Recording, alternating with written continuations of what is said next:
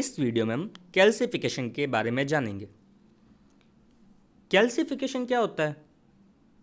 तो deposition of calcium in body tissues, बस इतनी सी चीज़ है कैल्सिफिकेशन, कि बॉडी के टिश्यू में कैल्शियम के सॉल्ट्स का डिपोजिशन हो जाना। ठीक है, अपन क्यों जानते हैं कैल्सिफिकेशन के बारे में? तो देखो, बहुत सारी ऐसी क्लिनिकल कंडीशंस होती है जिसमें पैथोलॉजिकली टिश्यूज का कैल्सिफिकेशन हो जाता है।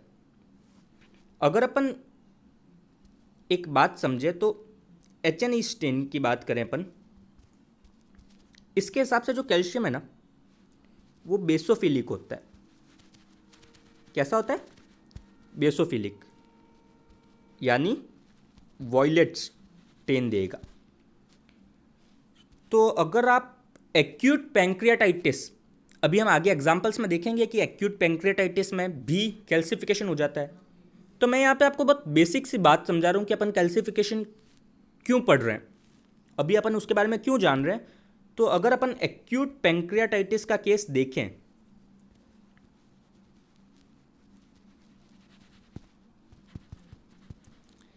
एक्यूट पैंक्रियाटाइटिस का केस देखें तो मान लीजिए ये पैंक्रियास का सेल हुआ, तो हमको वाकई कैल्शियम के नोड्यूल्स, या आप बोल सकते हैं कैल्शियम के छोटे छोटे, आपको यहाँ पे ऐसे गोले दिखेंगे, वाकई दिखेंगे। आप जब उसकी हिस्टोपैथोलॉजिकल स्लाइड्स आप देखोगे, हिस्टोलॉजिकल स्लाइड्स देखोगे, तब आपको वाकई वहाँ पे पेरिफ्री पे कैल्शियम का डिपोजिशन हुआ दिखेगा। चाहे वो आपकी स्लाइड डिटर्मिनेशन हो, उसमें भी मदद करेगा कि भाई आप इससे पता कर सकते हो कि कौन सी क्लिनिकल कंडीशन है, या एक पैथोलॉजिस्ट, एक सर्जन, उनको ये, अब सर्जन को कैसे पता, क्या मदद पड़ेगी? तो मान लीजिए पैंक्रियाटाइटिस हुआ और हमको केस को मैनेज करना है, तो हम पता लगा सकते हैं कि कौन कौन सा पोर्शन पैंक्रियास का खराब है, कौन कौन सा पोर्शन सही है। ठीक है, तो ये कैल्सिफिकेशन के बारे में नॉलेज हमको काफ़ी काम आती है। कैल्शियम के लिए कुछ अलग स्टेन्स भी होते हैं। जैसे एक स्टेन होता है वॉन कोसा स्टेनिंग, इसमें जो कैल्शियम होता है वो सिल्वर, एजी मैं शॉर्ट फॉर्म में इसलिए लिख रहा हूँ क्योंकि यहाँ पे इतनी जगह नहीं है, सिल्वर कलर से स्टेन हो जाता है। एक स्टेनिंग और होती है एलिजेरिन रेड, इसमें रेड कलर से हो जाता है। तो हाँ, ये बेसिक बातें हमको जाननी जरूरी है कि हम क्यों पढ़ रहे हैं कैल्सिफिकेशन को। अभी तक हमने कैल्सिफिकेशन के बारे में कुछ नहीं जाना है, केवल इतना सा जाना है कि अपन इस टॉपिक को पढ़ रहे हैं तो इसको क्यों पढ़ रहे हैं। और अगेन एक MBBS स्टूडेंट के पर्पस से एक बहुत इम्पॉर्टेंट क्वेश्चन, एग्ज़ाम पर्पस से, सेकंड प्रॉफ एग्ज़ाम पर्पस से एक बहुत इंपॉर्टेंट क्वेश्चन है कैल्सिफिकेशन। तो अगर हम कैल्सिफिकेशन की बात करें तो दो तरह के होते हैं बॉडी में, नॉर्मल और एबनॉर्मल। जो नॉर्मल डिपोजिशन है, हम जानते हैं मेजरली बॉडी के दो पार्ट, चाहे वो बोन्स हो या टीथ हो, बोन्स और टीथ में कैल्शियम डिपॉजिट होता है। बोन्स में कहाँ पे होता है? तो ऑस्टियोइड में होता है। टीथ में कहाँ होता है? तो इनेमल में होता है। तो ये तो हुआ फिजियोलॉजिकल कैल्सिफिकेशन, इसके बारे में जानने की ज़रूरत नहीं है हमको। जो मेन चीज़ है जिसके बारे में हमको जानना है वो ये है एबनॉर्मल या पैथोलॉजिकल कैल्सिफिकेशन। ये क्या होता है? Abnormal deposition of calcium salts. But हाँ, एक बात हमको दिमाग में रखनी है कि केवल कैल्शियम के सॉल्ट्स डिपॉजिट नहीं होते, कैल्शियम के साथ कुछ अमाउंट आयरन, मैग्नीशियम और अदर मिनरल सॉल्ट्स का भी होता है।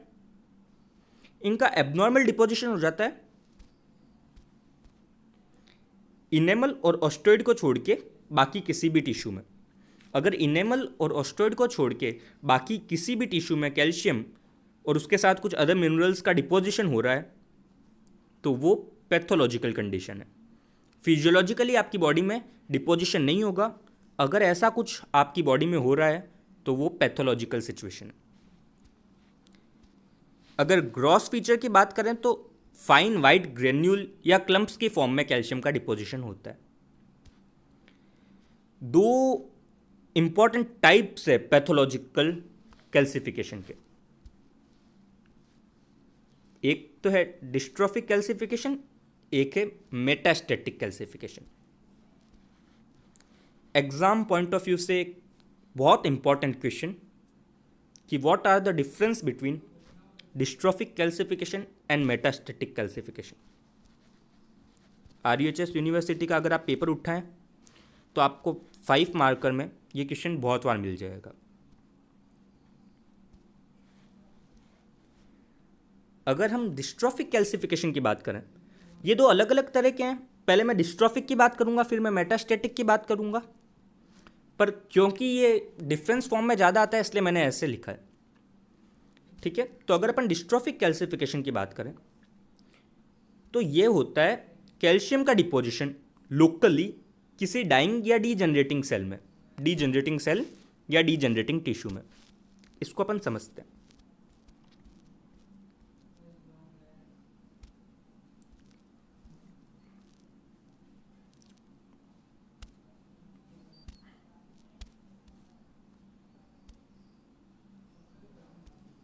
ये मान लीजिए डाइंग या डीजनरेटिंग टिश्यू है। ये मान लीजिए जो टिश्यू है या सेल है ये डाइंग या डीजनरेट हो रहा है। तो देखिए, और बाहर ब्लड है।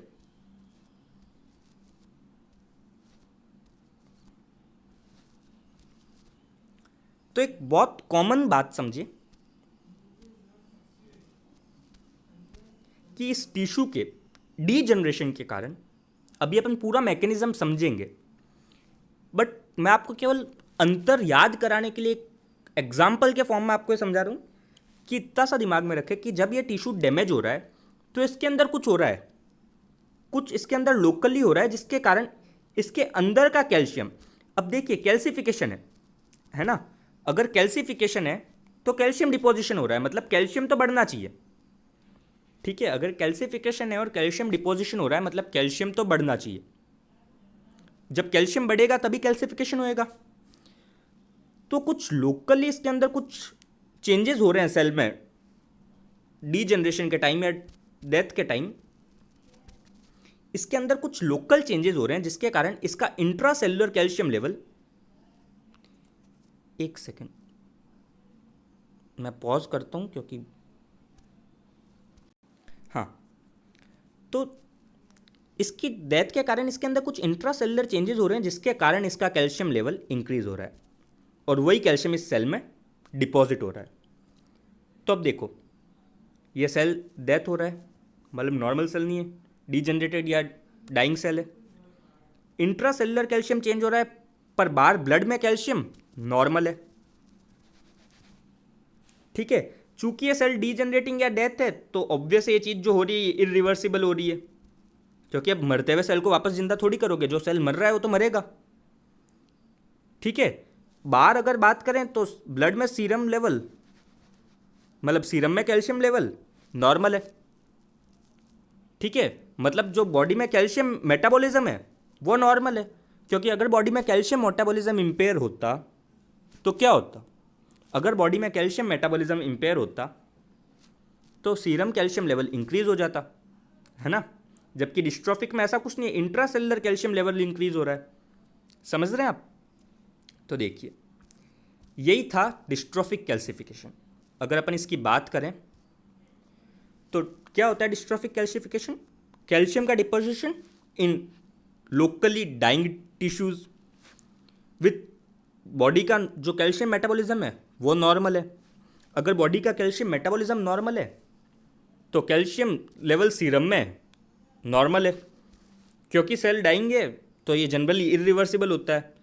और हाँ, ये जो था डिस्ट्रोफिक कैल्सिफिकेशन, ये ऑर्गन डिसफंक्शन को कॉज करता है। देखिए, दो कारण, पहला तो वहाँ पे कैल्शियम भी डिपॉजिट हो रहा है और दूसरी बात वो सेल भी डाइंग है, डीजनरेटेड है। अगर वो सेल डीजनरेटेड है तो क्या होएगा, आपका ऑर्गन डिस्फंक्शन तो होएगा ही होएगा, समझ रहे हैं। जबकि अगर अपन मेटास्टैटिक कैल्सिफिकेशन की बात करें तो आ जाइए अब अपन मेटास्टैटिक कैल्सिफिकेशन से समझते हैं। तो इसमें क्या हो रहा है, अपन वापस एक सेल को लेते हैं, अपन ने वापस एक सेल लिया, ये सेल था, ठीक है। मेटास्टैटिक कैल्सिफिकेशन में क्या हो रहा है, मेटास्टैटिक कैल्सिफिकेशन में हो रहा है, ये सेल था, ठीक है।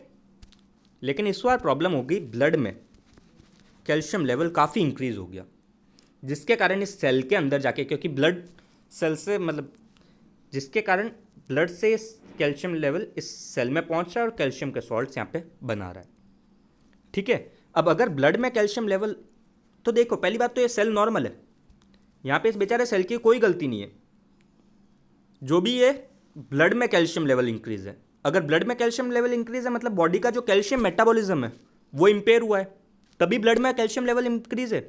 तो ये था मेटास्टेसिस कैल्सिफिकेशन। और एक और बात, जब सेल नॉर्मल है तो ऑल्दो उसके अंदर कैल्शियम डिपोजिशन हो रहा है, ठीक है, बट वो सेल नॉर्मल है तो वो ऑर्गन डिसफंक्शन नहीं करेगा, ऑर्गन नॉर्मली फंक्शन कर रहा होगा, थोड़ी बहुत प्रॉब्लम आएगी बट वो फिर भी नॉर्मली फंक्शन कर रहा होगा।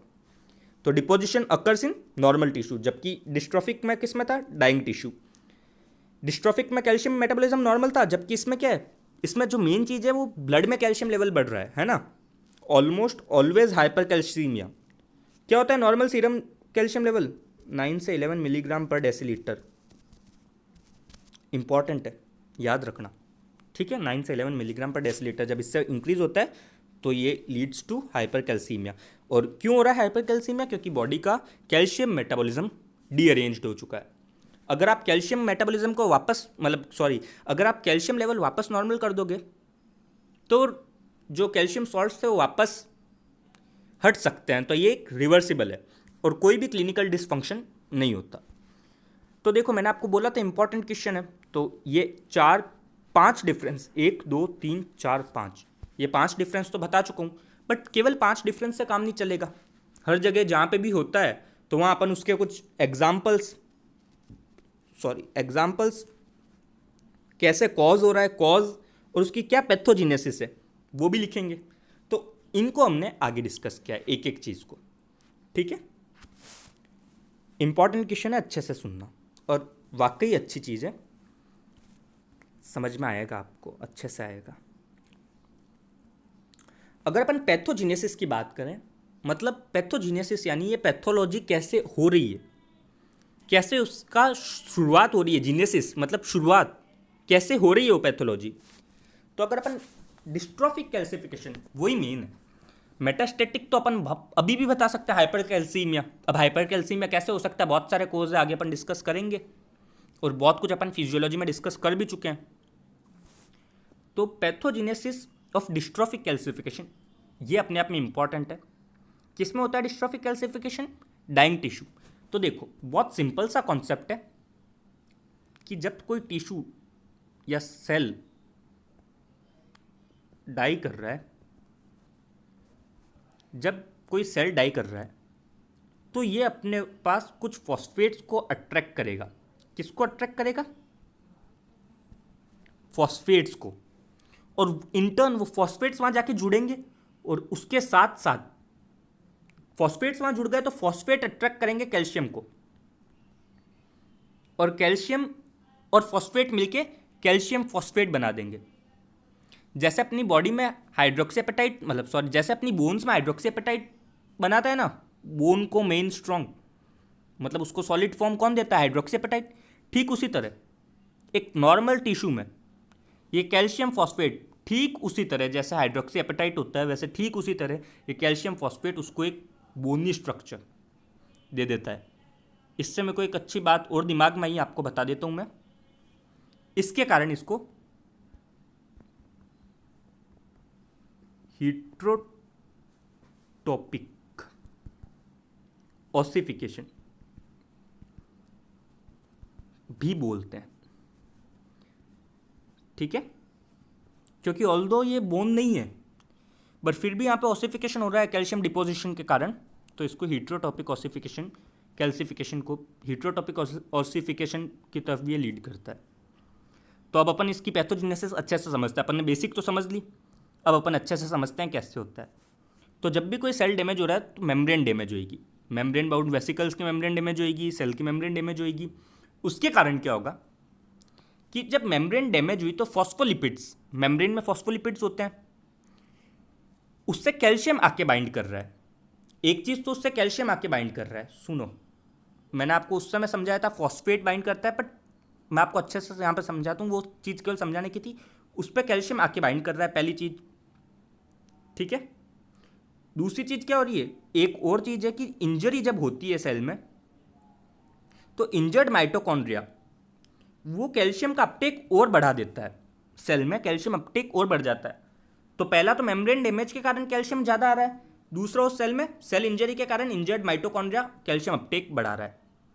उसके साथ क्या होता है कि जो मेम्ब्रेन है उसके साथ एसोसिएटेड है फॉस्फेटेज एंजाइम।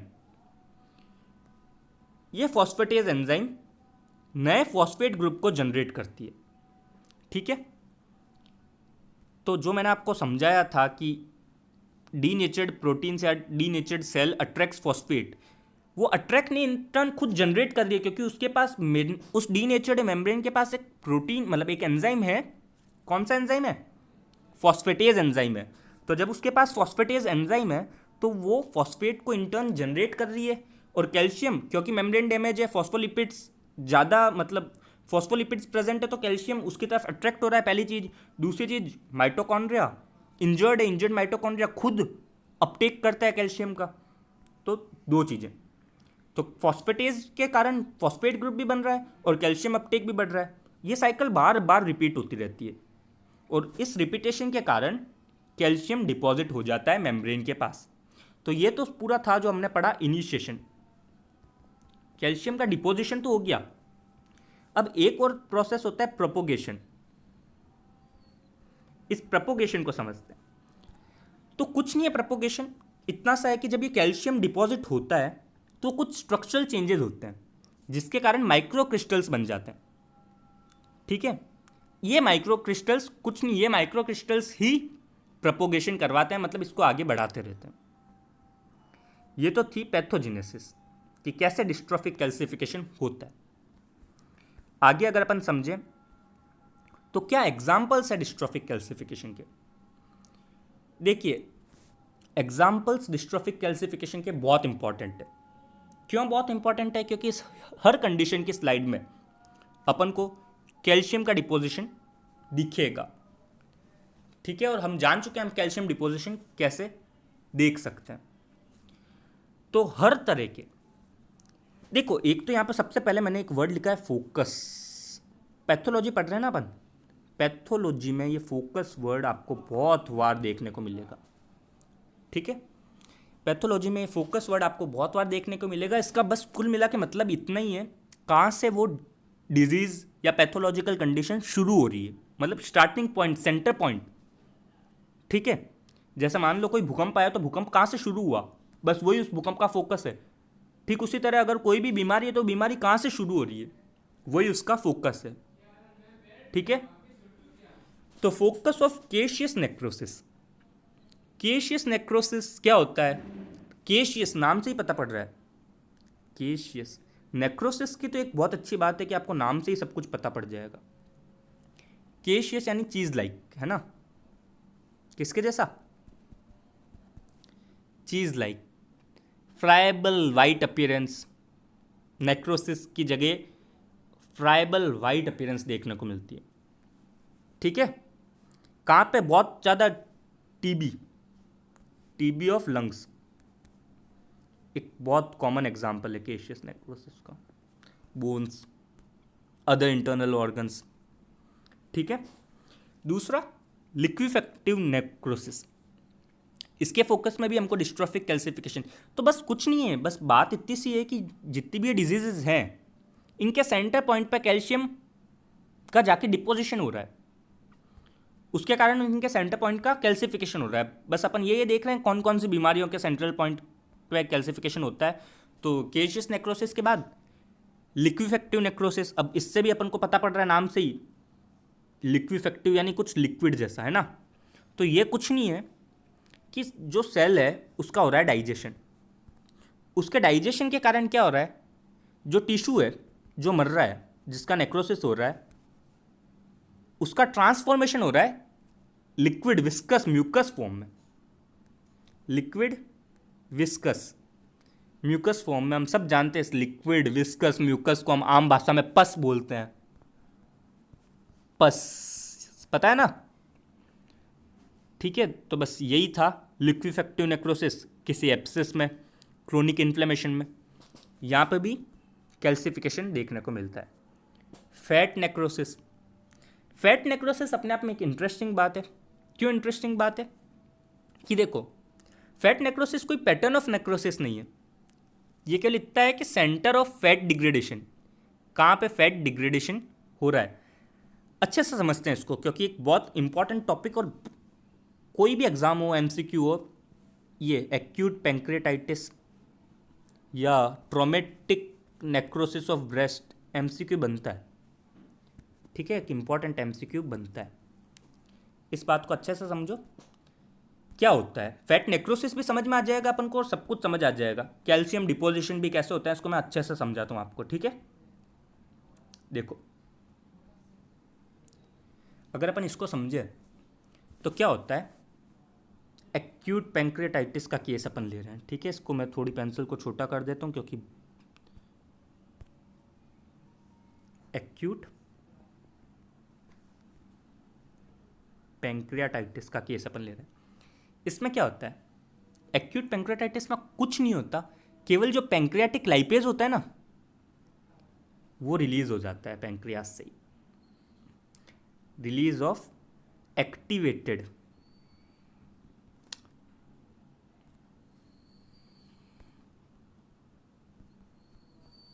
वापस मैं थोड़ा सा अच्छा से ढंग से लिखने की कोशिश करता हूँ ताकि आपको समझ आएगा। एक सेकंड। हाँ,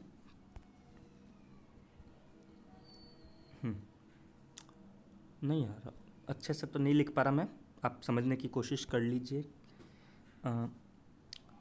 एक्टिवेटेड, ये एक्टिवेटेड पैंक्रियाटिक लाइपेज, ठीक है, इसका हो जाता है रिलीज। अब हमको पता है पैंक्रियाटिक लाइपेज है, क्या करेगा ये रिलीज होके पहले तो बात कहाँ आएगा, तो पैंक्रियाज के सब्सटेंस में ही आएगा, सब्सटेंस ऑफ पैंक्रियाज और पेरिटोनियल कैविटी ऑफ की peritoneal cavity, substance of pancreas में आ जाएगा, पेरिटोनियल कैविटी में आ जाएगा, पेरिटोनियल कैविटी में आ जाएगा। इसके बाद आके क्या करेगा आगे, तो इसके बाद आके ये करेगा जो फैट सेल्स थे, है ना, उनकी मेम्ब्रेन को सबसे पहले करेगा डैमेज। लाइपेज है तो सबसे पहले तो मेम्ब्रेन को किया डैमेज। अब फैट सेल के अंदर फैट है, मतलब ट्राइग्लिसराइड के ईस्टर फॉर्म में,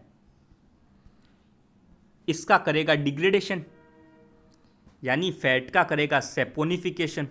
क्या करेगा, फैट सेपोनिफिकेशन करेगा, ट्राइग्लिसराइड ईस्टर को तोड़ेगा।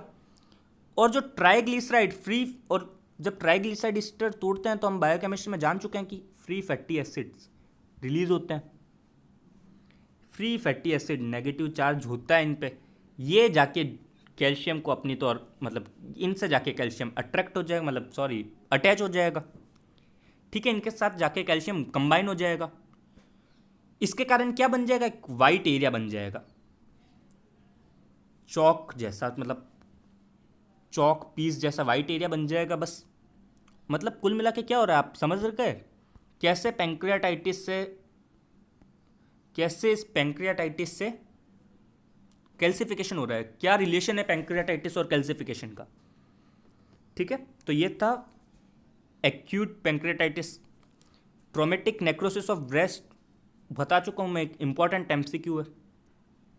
दूसरी बात अगर अपन बोलें तो ये मैंने यहाँ पे गलत वर्ड लिख दिया, यहाँ पे गामा नहीं होता, ये GAMNA। ठीक है, गामना गैंडी बॉडीज, ये क्या होती है, तो ये रस्ट कलर की, मतलब जंग जैसे कलर की कुछ कैल्सिफाइड बॉडीज होती है, जो जाके स्प्लीन में जाके क्या हो जाती है, आप डिपॉजिट हो जाती है। कैल्सिफाइड बॉडीज है, स्प्लीन में जाके डिपॉजिट हो गई, अपन के पोर्टल हाइपरटेंशन के टाइम, स्प्लीनोमेगली के टाइम ऐसा होता है। और अगर अपन देखें तो एक सेकेंड, ये वापस प्रॉब्लम हो कर रहा है। एक बहुत इंपॉर्टेंट कॉज कैल्सिफिकेशन का, कि जो पैरासाइट है या तो वो खुद या उनके एग्स, या तो डेड पैरासाइट खुद जाके कैल्सिफाइड हो जाते हैं या उनके एग कैल्सिफाइड हो जाते हैं, जिसका हाइड्रेटेड सिस्ट और सिस्टिसेरोसिस एग्जाम्पल है। और एक बहुत इंपॉर्टेंट एग्जाम्पल है सिस्टोसोमा।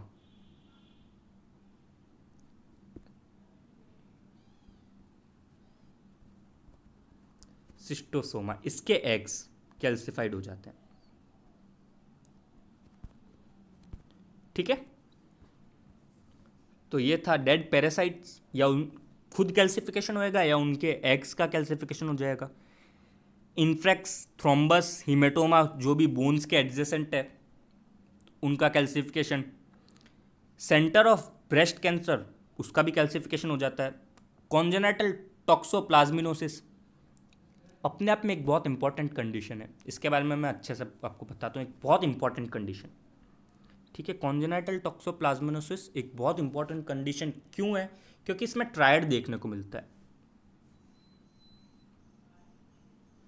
ट्रायड यानी एक साथ 3 परेशानी। पहली परेशानी हाइड्रोसिफिलस,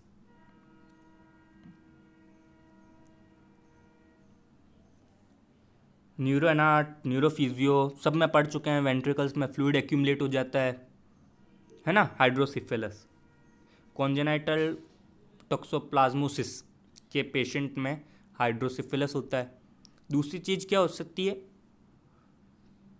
कोरियोरेटिनाइटिस, नाम से ही समझ में आ रहा है, कोरोइड और रेटिना दोनों का इन्फ्लेमेशन, ठीक है, कोरियोरेटिनाइटिस। और तीसरी सबसे इंपॉर्टेंट कैल्सिफिकेशन, इंट्राक्रेनियल कैल्सिफिकेशन।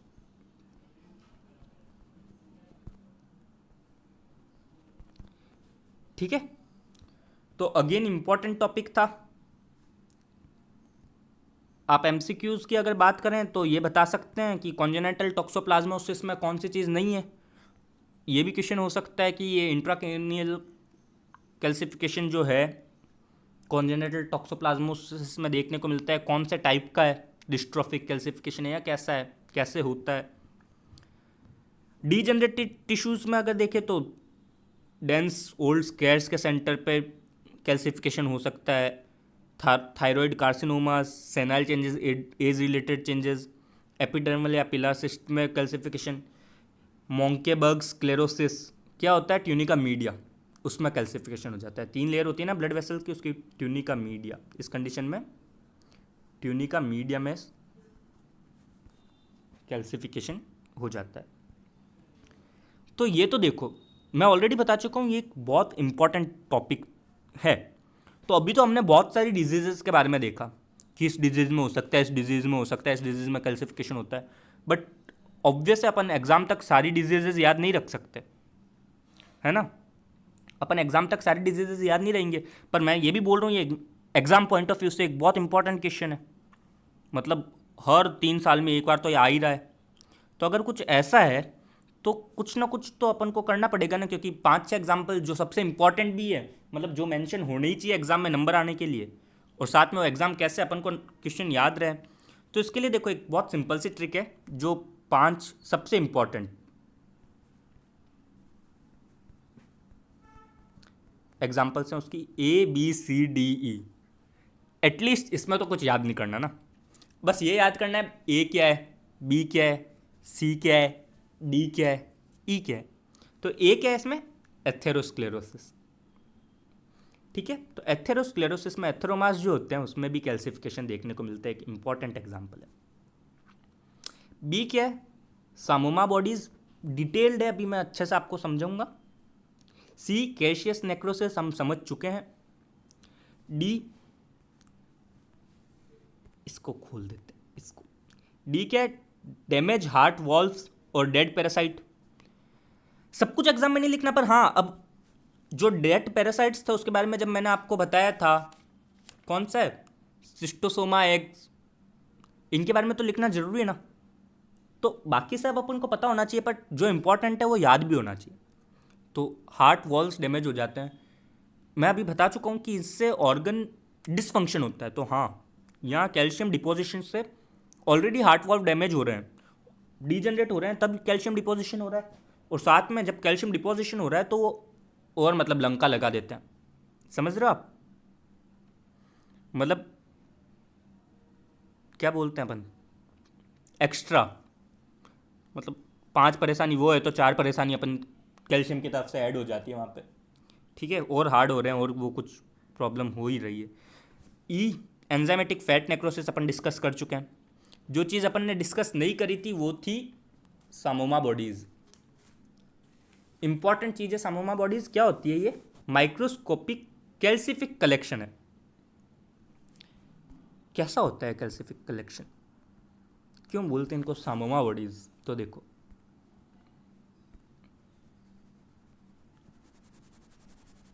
ये कोई चीज़ है ऐसे, एक लेमिना, उसके ऊपर दूसरी मिनरल लेमिना, उसके ऊपर तीसरी मिनरल लेमिना, कुछ ऐसा इसमें लेमिनास के फॉर्म में। इसमें ये फिर हैंग हो गया,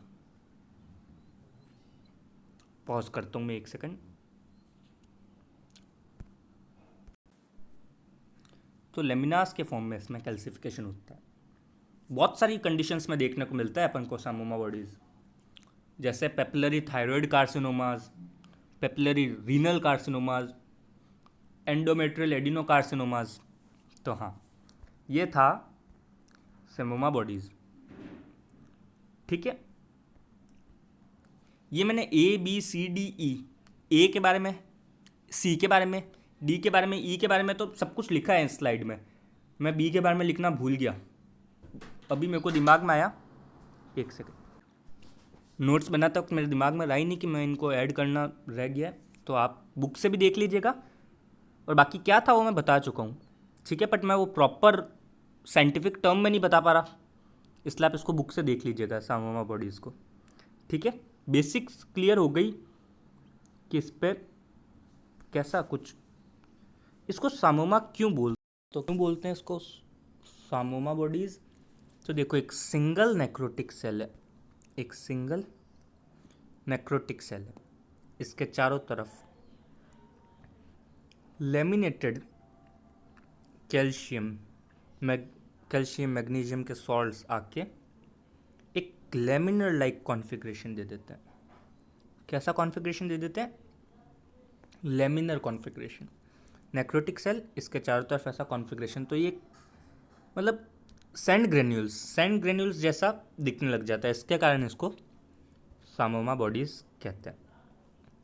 तो ये था अपना डिस्ट्रोफिक कैल्सिफिकेशन। अब बहुत सिंपल सा मेटास्टेटिक कैल्सिफिकेशन, इसकी बात करें तो इसकी तो पैथोजेनेसिस बहुत सिंपल है। ब्लड में कैल्शियम लेवल बढ़ रहा है। कैसे बढ़ सकता है ब्लड में कैल्शियम लेवल? तो 4 मेजर कॉज है ब्लड में कैल्शियम लेवल बढ़ने के। पहला कॉज है हाइपर पैराथायरॉयडिज्म। पैराथायरॉयड हार्मोन, क्या बॉडी में क्या क्या काम करता है पैराथायरॉयड हार्मोन?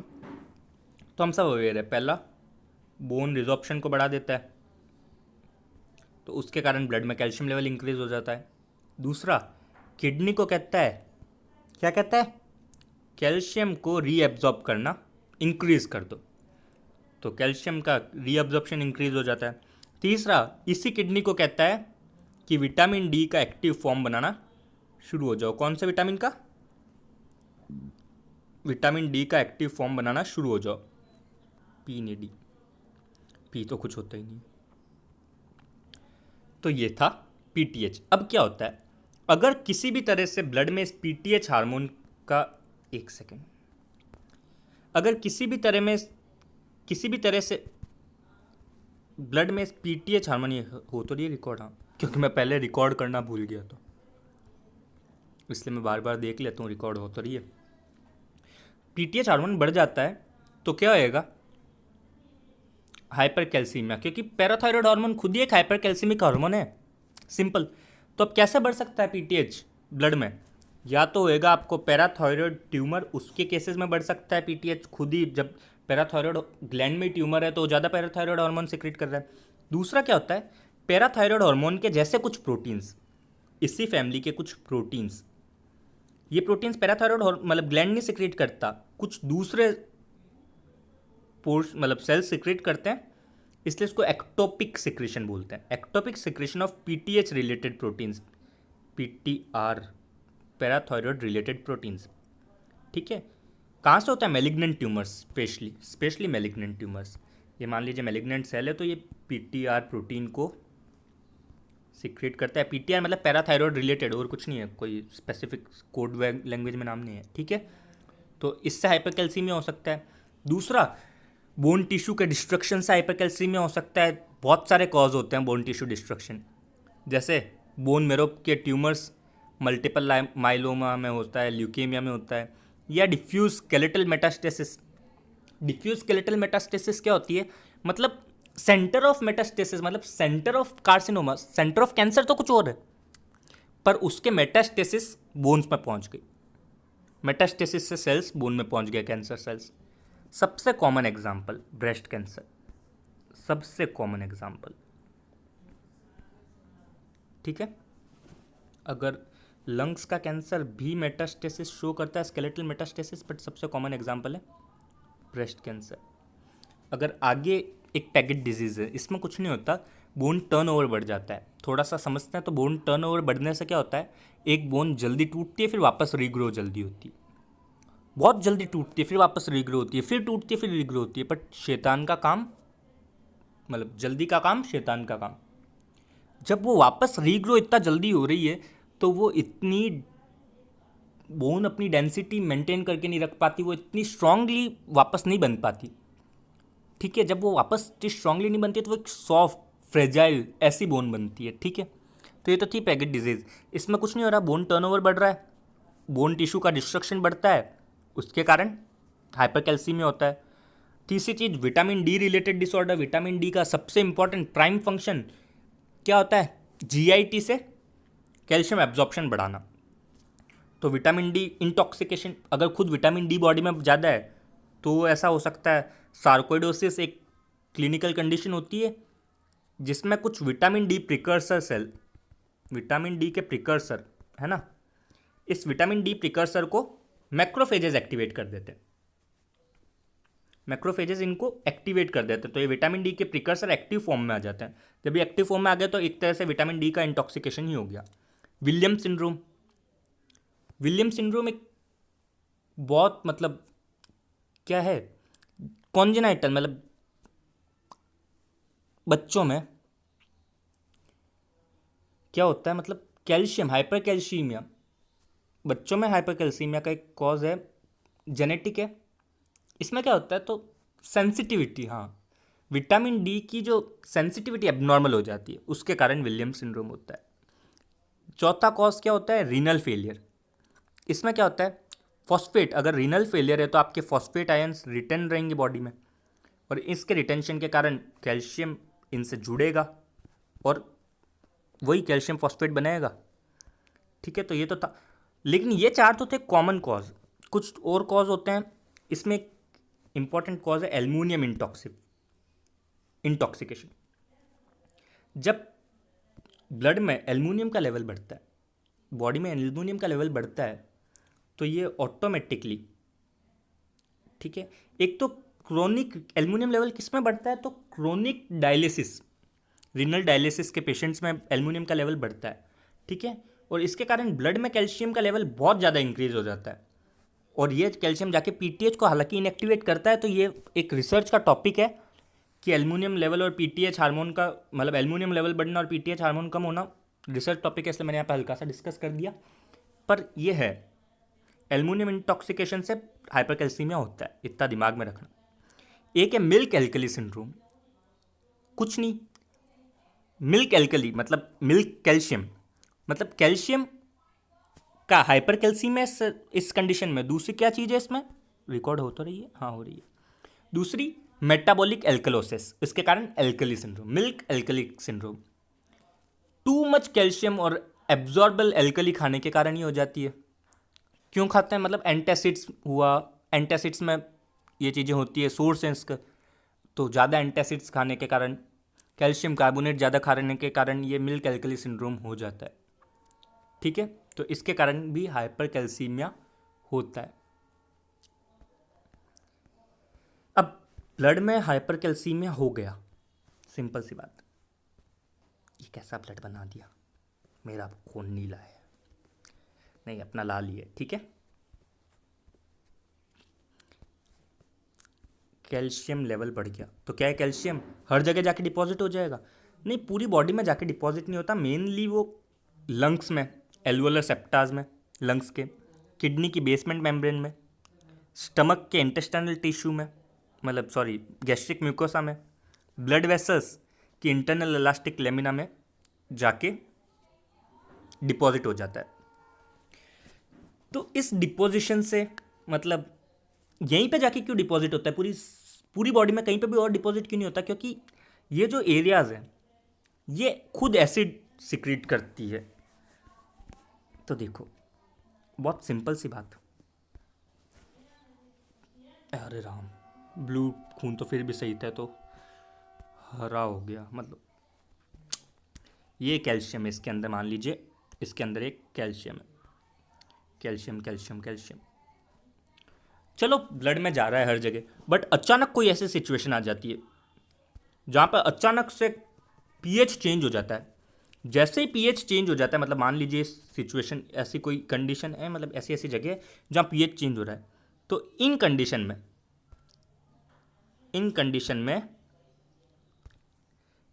में ये कैल्शियम प्रेसिपिटेट डिपॉजिट हो जाता है। क्योंकि जैसे ही अचानक पीएच चेंज होता है बॉडी का, मतलब सॉरी नॉट बॉडी का, मतलब लोकेशन का पीएच चेंज होता है, तो उसके कारण कैल्शियम डिपॉजिट हो जाता है। इसलिए पूरी बॉडी में डिपॉजिट नहीं होता, इन पोर्शंस में ज़्यादा डिपॉजिट होता है। ठीक है, क्योंकि ये सारे एरिया एसिड सिक्रीट करते हैं, और चूंकि ये खुद एसिड सिक्रीट करते हैं तो इनको खुद को प्रोटेक्ट करने के लिए एल्कलीन कंपार्टमेंट चाहिए, वरना एसिड खुद को भी तो डैमेज कर सकता है। ठीक है, तो ये एसिड एल्कलीन के कारण बेचारा कैल्शियम आ जाके डिपॉजिट हो जाता है। हाँ, हम ये जान रहे हैं कि अभी हम जो पढ़ रहे हैं मेटास्टेसिस पढ़ रहे हैं, तो जो मेटास्टेसिस कैल्सिफिकेशन है वो हालांकि हमने बोला था कि टिश्यू डैमेज नहीं करता, बट एक्सेसिव जब हो जाता है तो हाँ एक्सेसिव में वो डैमेज करता है। तो एक कंडीशन होती है नेफ्रोकैल्सिनोसिस, इसमें एक्सेसिव मेटास्टेटिक कैल्शियम डिपोजिशन के कारण किडनी एफिशिएंसी कम होती है, लंग्स की एफिशिएंसी भी इसी तरह से कम होती है, रेस्पिरेटरी प्रॉब्लम्स होती है। तो ये था कैल्सिफिकेशन के बारे में, बहुत कुछ बताने की मैंने कोशिश करी, होपफुली आपको पसंद आए। एग्ज़ाम रिलेटेड इंपॉर्टेंट टॉपिक अच्छे से समझिएगा, होपफुली समझ आया होगा मेरे को, मतलब सॉरी मेरे को ऐसा लग रहा है होपफुली आपको समझ आया होगा। और ये सबसे इम्पॉर्टेंट है, कॉजेज पैथोजेनेसिस एग्जाम्पल सब समझने की है, याद करने की, ABCD सब आपको याद करने की, बट ये सबसे इम्पॉर्टेंट। ठीक है, इनको तो एटलीस्ट इसको तो आप नींद में भी बोलना। ठीक है, thank you very much. Last में थैंक यू से याद आया, थैंक यू तो अपन लिखते हैं, थैंक यू तो एक ऐसी चीज़ है जो लिखने में अच्छा लगता है।